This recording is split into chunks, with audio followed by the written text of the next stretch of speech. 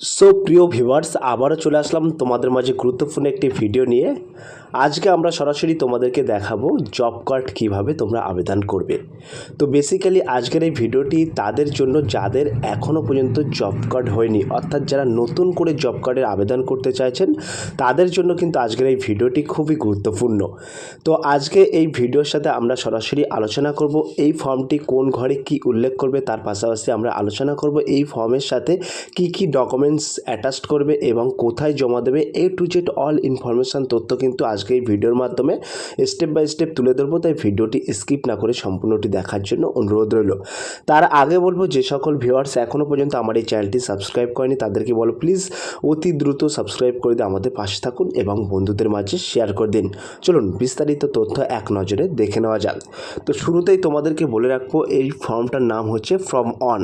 তো এখানে তোমরা দেখতে পাচ্ছ লেখা আছে national rural employment guarantee scheme, অর্থাৎ ওয়েস্ট বেঙ্গল এর অধীনে নির্বন্ধীকরণের আবেদনপত্র। তো এই ফর্মটি কেবলমাত্র ওয়েস্ট বেঙ্গল অর্থাৎ পশ্চিমবঙ্গের মধ্যে কিন্তু গ্র্যান্টেড হবে। তো এইখানে তোমরা দেখতে পাচ্ছ জেলার নাম, অর্থাৎ তুমি যে জেলায় বসবাস করো সেই জেলার নামটা কিন্তু তোমরা সরাসরি এইখানে উল্লেখ করে দেবে। এবং এই যে জায়গাটা তোমরা দেখতে পাচ্ছ রেজিস্ট্রেশন নাম্বার গ্রাম পঞ্চায়েত পূরণ করবে না, অর্থাৎ এই জায়গাটা ফাঁকা রেখে দেবে। এই জায়গাটায় কোনো কিছু তোমরা লিখবে না, এই জায়গাটা কেবলমাত্র গ্রাম পঞ্চায়েতের জন্য, ঠিক আছে। এখানে কিন্তু তারা রেজিস্ট্রেশন নাম্বারটা এখানে উল্লেখ করবে। তারপরে ঠিক তোমরা দেখতে পাচ্ছ ডান সাইডে উল্লেখ করা আছে মোবাইল নাম্বার, অর্থাৎ তোমার একটি বৈধ মোবাইল নাম্বার কিন্তু এই ঘরে তুমি উল্লেখ করে দেবে। তারপরে এই অপশানে তোমরা দেখতে পাচ্ছ লেখা আছে পরিবারের প্রধানের নাম। তো যার নামে জব কার্ড হবে তার নাম সাধারণত বাড়ির বড় পুরুষ বা মহিলার নাম, অর্থাৎ তোমার নামে যদি জব কার্ড তুমি করতে চাও তাহলে তোমার বাবার নাম এবং বাবা মৃত হলে মায়ের নামটা এখানে উল্লেখ করে দেবে। এক কথায় পরিবারের প্রধানের নামটা এখানে উল্লেখ করে দেবে। তারপরে তোমরা দেখতে পাচ্ছ ক্ষয়ের দাগে লেখা আছে, ক্ষয়ের অপশানে লেখা আছে পরিবারের প্রাপ্তবয়স্ক সদস্যদের বিবরণ। ঠিক বাম সাইডে দেখতে পাবে ক্রমিক সংখ্যা লেখা আছে, তারপরে নাম, তারপরে পিতা বা স্বামীর নাম, তারপরে লেখা আছে বয়স, আবেদন করার তারিখ, লিঙ্গ এবং শারীরিক অক্ষমতা হ্যাঁ কি না। তারপরে একেবারে ডান সাইডে লাস্টে লেখা আছে রেশন কার্ড নাম্বার বা নির্বাচনী সচিত্র পরিচয়পত্র নাম্বার, যে কোনো একটি জানা থাকলে লিখুন। তো এই ঘরটা কিন্তু তোমাদেরকে ফিল আপ করতে হবে। এখানে মূলত তোমাদেরকে বলা হয়েছে যদি তোমার পরিবারের 5 জন সদস্য থেকে থাকে তাহলে তোমরা এখানে 1 2 3 4 5 এরকম সিরিয়াল অনুযায়ী তোমরা এখানে ক্রমিক সংখ্যাটা বসানোর পরে যারা 18 বছরের বয়সের বেশি এবং কাজ করতে ইচ্ছুক শুধুমাত্র তাদের নামটা এখানে উল্লেখ করবেন। তো যিনি জব কার্ডের জন্য আবেদন করছেন তার নামটা এখানে উল্লেখ করবেন। উল্লেখ করার পরে এই ঘরে পিতা বা স্বামীর নামটা এখানে উল্লেখ করে দেবে। যদি পুরুষ হয় তাহলে তার পিতার নামটা এখানে উল্লেখ করে দেবে এবং মহিলা যদি আবেদনকারী মহিলা হয় তাহলে তার স্বামীর নামটা এই ঘরে উল্লেখ করে দেবে। তারপরে এখানে তোমরা দেখতে পাচ্ছ বয়স, আবেদন করার তারিখ, তো তার বয়সের আবেদনটা এখানে কিন্তু লিখে দেবে।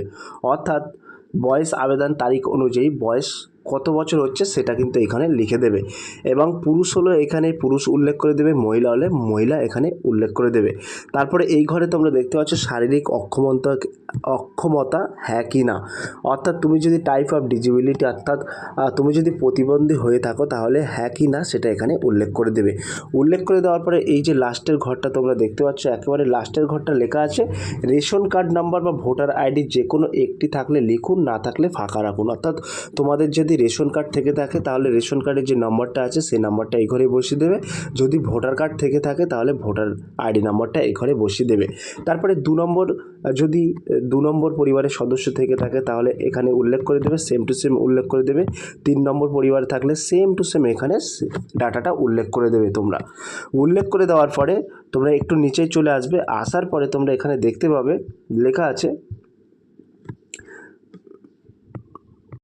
তারপরে একটু নিচে চলে আসবে, আসার পরে গয়ের দাগে লেখা আছে গ্রামের নাম, অর্থাৎ তুমি যে গ্রামে বসবাস করো সেই গ্রামের নামটা এখানে বসিয়ে দেবে। তারপরে কিন্তু পোস্ট অফিসের নামটা বসিয়ে দেবে এবং এখানে কিন্তু মৌজার নামটা বসিয়ে দেবে। এই মৌজাটা নামটা কোথায় পাবে, তোমাদের যদি দলিল থেকে থাকে সেই দলিলে কিন্তু পেয়ে যাবে, বা পর্চা কপি থেকে থাকলে সেই পর্চাতে কিন্তু তোমাদের মৌজার নামটা পেয়ে যাবে। এবং এখানে থানার নামটা কিন্তু উল্লেখ করে দেবে। উল্লেখ করে দেওয়ার পরে তোমরা দেখতে পাচ্ছ এখানে কিন্তু তোমাদের গ্রাম পঞ্চায়েতের নামটা কিন্তু এখানে উল্লেখ করতে হবে। অর্থাৎ তোমার যে নিকটবর্তী গ্রাম পঞ্চায়েতের নাম আছে সেই গ্রাম পঞ্চায়েতের নামটা এখানে উল্লেখ করে দেবে। তারপরে কিন্তু এই ঘরে অর্থাৎ এই জায়গাটায় কিন্তু তোমাদের ব্লকের নামটা কিন্তু এখানে উল্লেখ করে দিতে হবে। তারপরে এখানে তোমরা দেখতে পাচ্ছ তপশিলি জাতি, উপজাতি, অন্যান্য অনগ্রসর শ্রেণী, সংখ্যালঘু সম্প্রদায় সাধারণত ইত্যাদি। তো তোমরা যদি তপশিলি জাতি বা উপজাতি, অন্যান্য অনগ্রসর শ্রেণী হয়ে থাকো সেক্ষেত্রে কিন্তু এখানে তোমাদেরকে সেটা উল্লেখ করতে হবে যে কোন ক্যাটাগরি থেকে তোমরা বিলং করছো। যদি সাধারণ থেকে বিলং করো তাহলে এখানে সাধারণ লিখে দেবে জাস্ট এইখানে। তারপরে এখানে 6 দাগে তোমরা দেখতে পাচ্ছ লেখা আছে, বলা হয়েছে ইন্দিরা আবাস যোজনা উপভোক্তা, অর্থাৎ ইন্দিরা আবাস যোজনা উপভোক্তা বাড়ি পেয়ে থাকলে এখানে হ্যাঁ লিখবেন, না পেয়ে থাকলে না লিখবেন। তারপরে বর্গীর জয়ের দাগে তোমরা দেখতে পাচ্ছ লেখা আছে ভূমি সংস্কার উপভোক্তা। তো এই ভূমি সংস্কার উপভোক্তা পাট্টা জমি পেয়ে থাকলে হ্যাঁ লিখবেন, না পেয়ে থাকলে এখানে এই ঘরে না লিখবেন। ঠিক আছে, তো এই ভূমি সংস্কার উপভোক্তা হলো যদি তোমরা পাট্টা জমি পেয়ে থাকো তাহলে এই ঘরটায় হ্যাঁ লিখবে, না পেয়ে থাকলে না উল্লেখ করে দেবে। তারপরে এখানে সর্বশেষ তোমরা দেখতে পাচ্ছ সর্বশেষ এখানে লেখা আছে কাজ করার অর্থাৎ কাজ করিতে ইচ্ছুক প্রাপ্তবয়স্ক সদস্যদের স্বাক্ষর বা টিপসই। তো যারা কাজ করবে ঠিক আছে তাদের কিন্তু এখানে একটা সই করবে, সই যদি না করতে পারে তাহলে একটা টিপসই দেবে। এবং যিনি পরিবারের প্রধান অর্থাৎ head of the family members, যিনি পরিবারের প্রধান তিনি সই করবে, যদি সই না পারে তাহলে একটা টিপসই দিয়ে দেবে। আর এই যে জায়গাটা আছে এই জায়গাটায় তোমরা কিছু করবে না, এটা কিন্তু তোমাদেরকে এটা কেটে অর্থাৎ এই কপিটা তোমাদেরকে কেটে দিয়ে কিন্তু রিসিভ হিসেবে তোমাদেরকে দিয়ে দেওয়া হবে। এবার বলে রাখি এই ফর্মটি তোমরা কোথায় জমা দেবে। তো এই ফর্মটি কিন্তু তোমাদের নিকটবর্তী যে পঞ্চায়েত অফিস আছে সেখানে কিন্তু জমা দিতে হবে এবং ওরাই কিন্তু রেজিস্ট্রেশন নাম্বার বসিয়ে দেবে। বসিয়ে দেওয়ার পরে এই কপিটা কিন্তু তোমাদেরকে কেটে তোমাদের হাতে দিয়ে দেবে। এইবার বলে রাখি এই ফর্মের সাথে কোন কোন কপি অ্যাটাচড করবে অর্থাৎ জেরক্স দেবে। তো সাথে কি কি জেরক্স কপি জমা দেবেন, সবার কিন্তু যে পরিবারের সকল সদস্যর কিন্তু আধার কার্ড দেবেন এবং রেশন কার্ডের জেরক্স দেবেন, তার পাশাপাশি ভোটার কার্ড, যিনি ভোটার হয়ে থাকলে ভোটার কার্ডের জেরক্স দেবেন এবং পাসপোর্ট সাইজ ফটোকপি কিন্তু 2 কপি করে দেবেন এবং ব্যাঙ্ক পাসবুকের প্রথম পাতার জেরক্স কিন্তু সকলের দিতে হবে।